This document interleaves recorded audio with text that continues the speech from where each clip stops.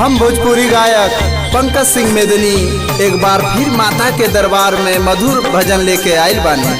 हमरा आशा बा कि पहले गीत के तरह यहू के आशीर्वाद देव जा। एक बार प्रेम से बोलिए अमरापुर वाली माता के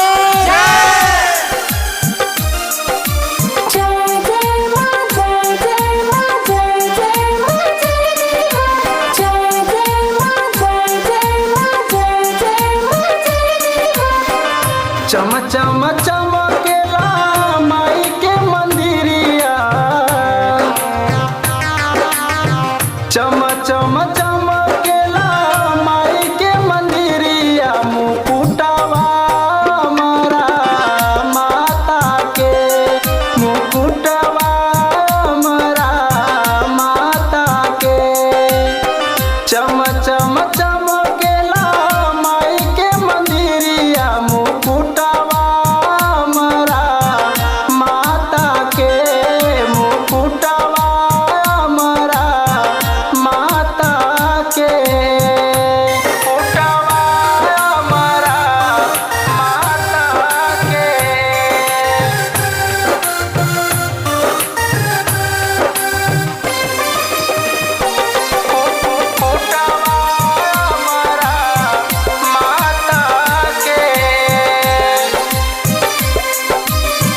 देवी मैया बानी हमार बहुते महान हो, हर दुख माई हमार करेली निदान हो।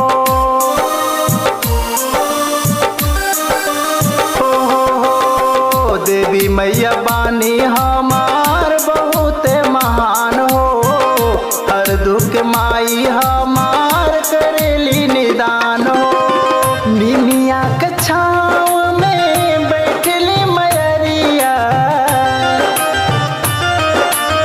निमिया के छाँव में बैठली मयरिया, दुआरिया हमारा माता की, दुआरिया हमारा माता के, दुआरिया हमारा माता के।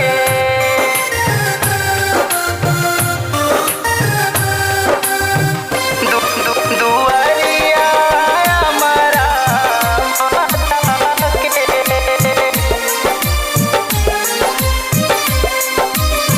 शेर के सवारी करके अइली महतारी, आस में सबे अइले रउरे दुआरी। हो शेर के सवारी करके अइली महतारी, आस में सबे अइले रउरे दुआरी। अढ़ौल फुलवा से करबो पूजनिया, अढ़ौल फुलवा से करबो पूजनिया, चरनिया हमारा माता के, चरनिया हमारा माता के, चरनिया हमारा माता के।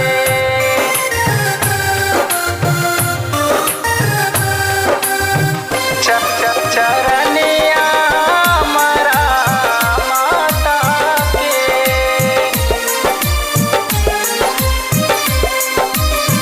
कहे जेड टाइगर कबला गई हारजिया, हाथ जोड़ बैठल पंकज तोहरी दुआरिया।